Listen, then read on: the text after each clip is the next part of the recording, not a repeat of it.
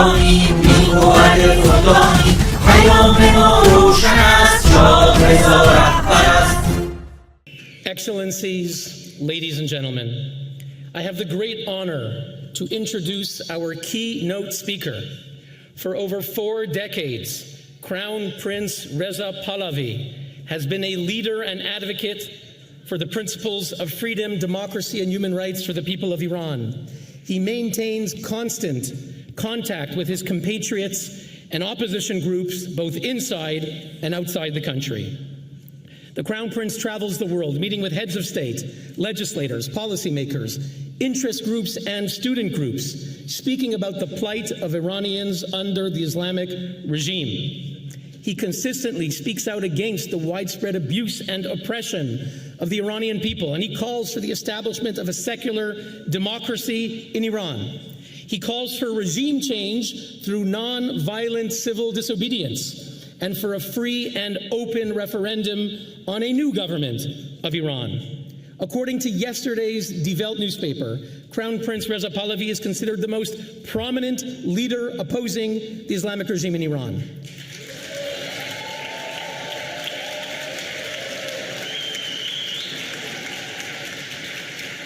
As the Crown Prince has mentioned, his father, the Shah, was very close with Egyptian President Anwar Sadat. In 1978, together with the leaders of the United States and Israel, President Sadat won the Nobel Peace Prize after he bravely broke with decades of war. He flew to Jerusalem, he addressed the Israeli Knesset, and he negotiated the historic Camp David Peace Treaty. Sadly, a generation later today, war and terrorism persist across the Middle East, from the IRGC terrorist proxies in Yemen, Syria, Iraq, Lebanon, and Gaza, and from the head of the snake, the head of the octopus, the Islamic regime in Tehran.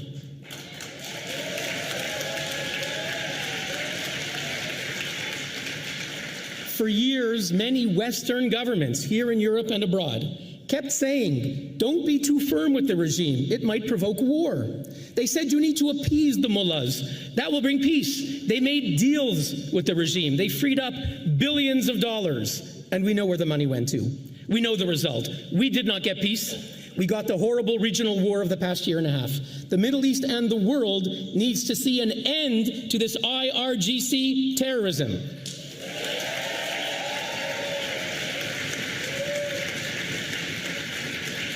Now, the Crown Prince has been very clear. He has called for maximum pressure on the regime and maximum support to the brave Iranian people. The Iranian Crown Prince has a clear vision for peace. Just as Sadat made the historic visit to Jerusalem in 1977, Reza Pahlavi made his own historic visit to Israel in April 2023, evoking the liberation granted by Cyrus the Great. From 2,500 years ago, the Crown Prince called for the good peoples of Iran and Israel to renew their ancient friendship. And most recently, in a letter sent to the US President by the Crown Prince on January 20th, he wrote, Mr. President, you have the opportunity to go beyond the groundbreaking Abraham Accords by helping to facilitate the Cyrus Accords, uniting Israel, Arab nations, and a free Iran. You can transform the Middle East and the world, said the Crown Prince. Ladies and gentlemen, I firmly believe that if the Crown Prince can achieve unity among all the good people of Iran who are opposing this evil regime, if he can unite Iranians with the other peoples of the world, whom we heard from today, who are fighting their own dictatorships, if he can bring the promise of peace and prosperity to the Middle East, I firmly believe that the Crown Prince, just like Anwar Sadat, can be the next winner of the Nobel Peace Prize and usher in a bright new future for all. Ladies and gentlemen, please welcome our keynote speaker, Crown Prince Reza Pahlavi.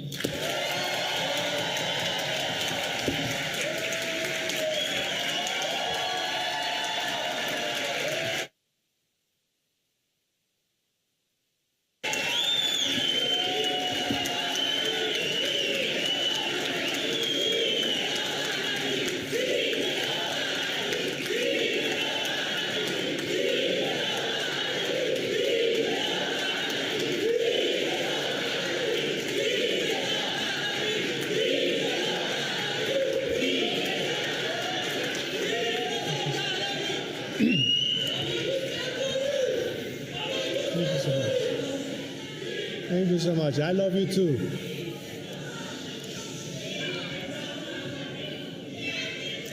Ladies and gentlemen, friends, and tireless advocates for human rights. Before I begin, I would like to thank the thousands of my fellow compatriots who have come from all over the world to be here today to demonstrate their love for Iran and their commitment to its liberation. Being here in Geneva, the home of the United Nations Human Rights Council, makes it particularly special. I extend my sincere thanks to Dr. Noor and his team for making this conference a beacon of hope for oppressed voices worldwide. I stand here on behalf of my compatriots who have for far too long been silenced, not only by the tyrannical regime that occupies our country, but by the ideological bias that distorts the truth about Iran. The story of the Islamic Republic is one of deception. This deception, coupled with their own arrogant assumptions, led leaders in the West and many in the media to portray Khomeini as a saint.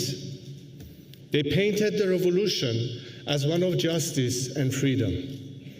What followed was nothing short of hell on earth. Even before taking power, Khomeini's movement showed its true face. The Cinema Rex arson in Abadan killed over 400 innocent people. It was a sign of what was to come. Once in power, the regime's first targets were Iran's most capable and patriotic citizens, military officers, business leaders, intellectuals, professionals, and public servants who had built a proud and modernizing nation. I knew many of them personally. Their murders were celebrated and even encouraged in revolutionary newspapers, while ignored in Western ones. Many of these men and women remain unknown to the world because they had no lobbyists or political sponsorship. Instead, they were buried in unmarked graves, and their families were denied even the dignity of mourning them. But their memory endures in the heart of those who continue their fight and in the resolve of Iran's new generation. Thereafter, the regime turned its war against Iranian women. The progressive family protection law was the very first one Khomeini revoked. The mandatory hijab law, imposed shortly after the revolution, became a tool of subjugation, symbolizing the Islamic regime's obsession with the control over women's bodies and lives. However, from those very first days until today, Iranian women have been fighting back. But let me be clear, Iranian women are not just fighting against the forced hijab. Their struggle is not about a piece of cloth. It is about reclaiming their equality and their country.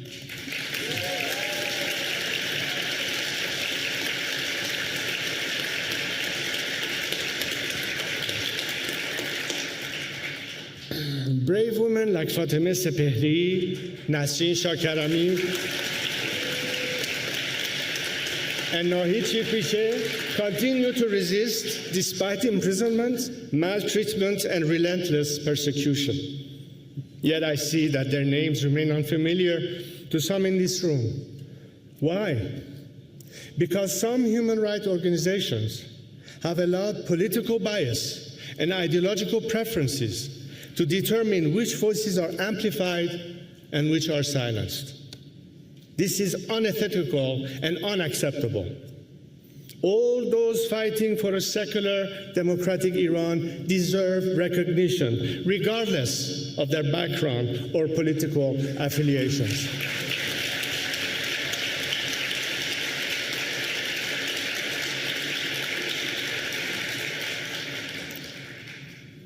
I am glad that the Geneva Summit is acting in that spirit, and I am thankful to them for hosting several of Iran's bravest protesters and their families here with us today.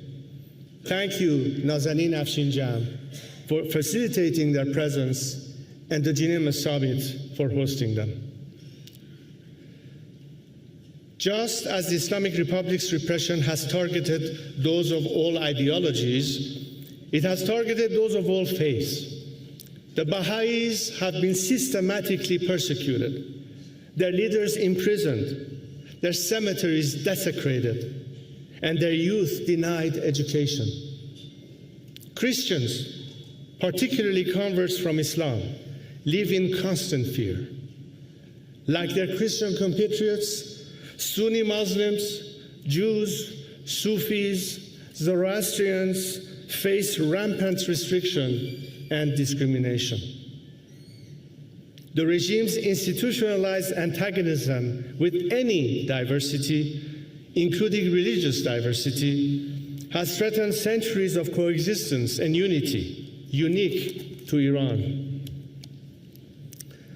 The regime's war on cultural heritage has also extended to targeting Iran's pre-Islamic history.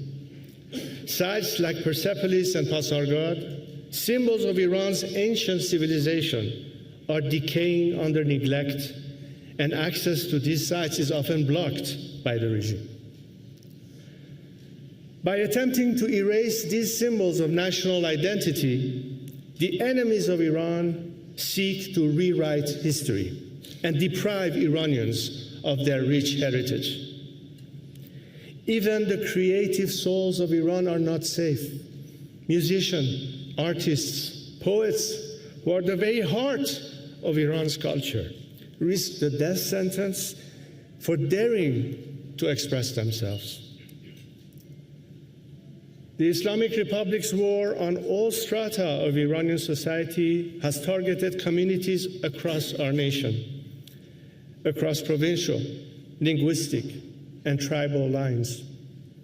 But despite all its attempts, it shall not divide it. We are not just fighting against the Islamic Republic, we are fighting for Iran. So let me be clear, we will never, ever allow our nation to be divided.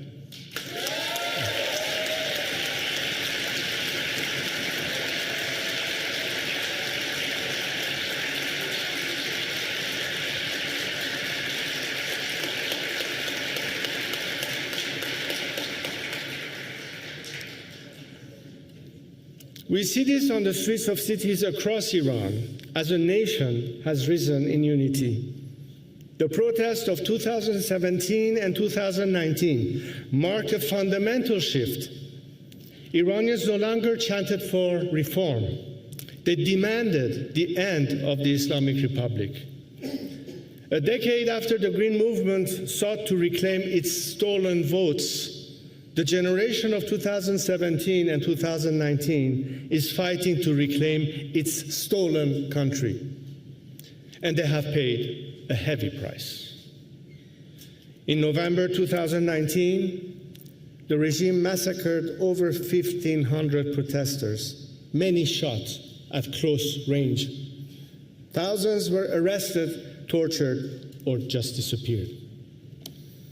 Then came the Women, Life, Freedom uprising in 2022, ignited by the murder of Mahsa Amini. The regime and its apologists tried to frame the movement along ethnic lines, but Mahsa's own mother called her daughter the daughter of Iran. Protesters responded by chanting, "From Zahedan to Kurdistan, I give my life for Iran." This is the voice of a united nation.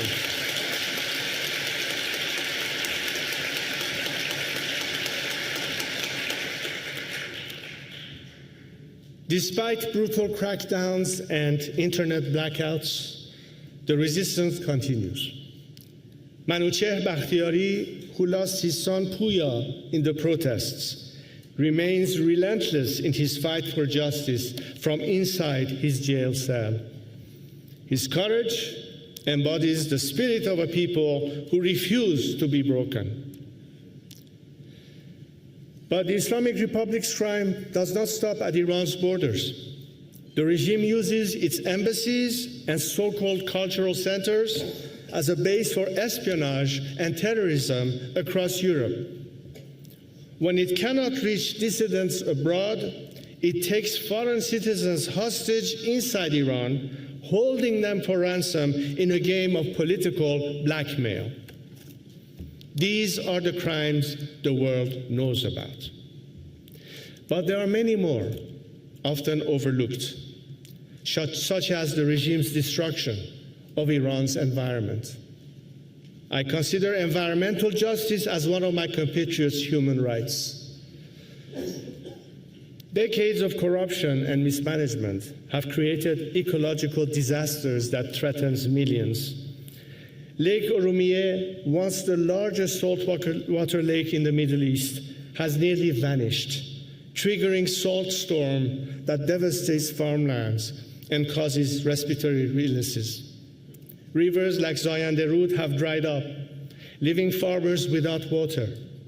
In Khuzestan, where water flowed for centuries, water shortages have led to repeated protests, each brutally suppressed.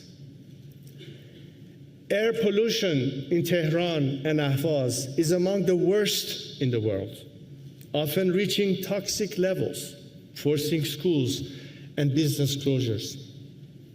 And those who dare to speak out, environmentalists like Kavus Sayed Emami, are imprisoned or murdered. Meanwhile, a country that sits on the world's second largest gas reserves experiences nationwide blackouts. Patients die in hospitals, businesses collapse, and families are left in darkness.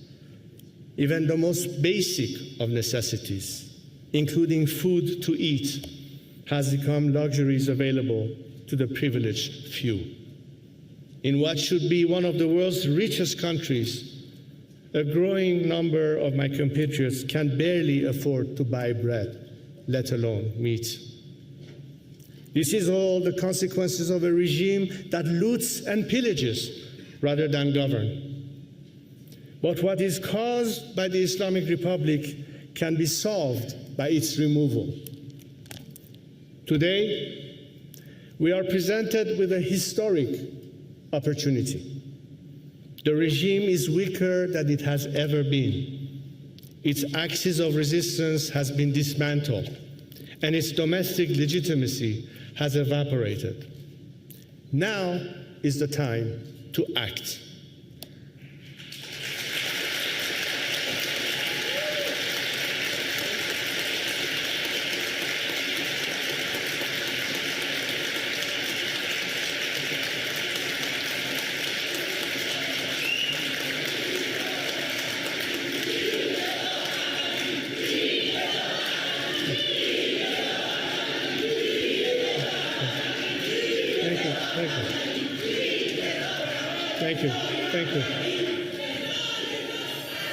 Thank you. Therefore, at the call of my fellow Iranians, I am stepping forward to lead this movement and transition, not for myself, not for posts or power, but to answer the call and do my duty as a patriot.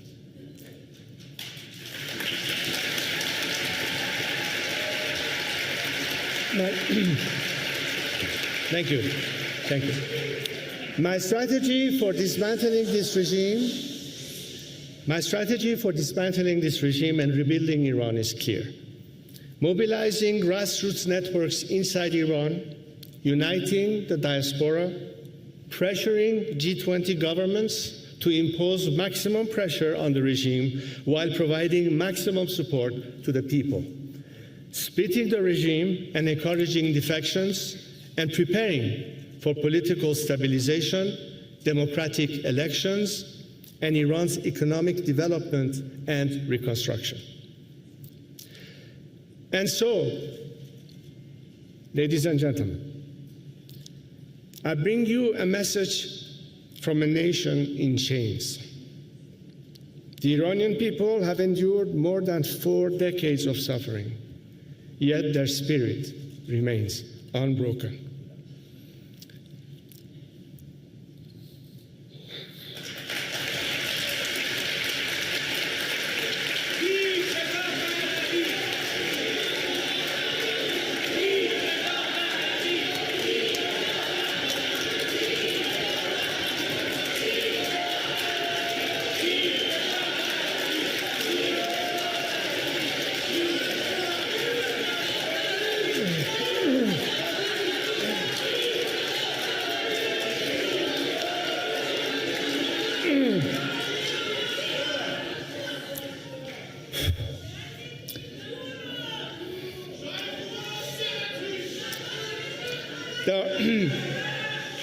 They are fighting not just for themselves. They are not fighting not just for themselves, but for the values of freedom, justice, and human dignity. This is not just about my nation's survival. It is also about international stability and global peace. For as we have seen just in the last week, from terrorist attacks to hostage-taking, the Islamic Republic, despite its rhetoric in Davos and calls for a new deal, is still waging war on the free world.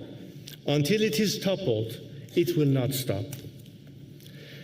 As I have traveled the continent for the past 2 weeks, I have spoken with government leaders of all parties and stripes. I know Iranians and their democratic cause has many friends in Europe, and that number is growing. But to those who seek to silence us or stand in our way, I say, we are not waiting for your green lights.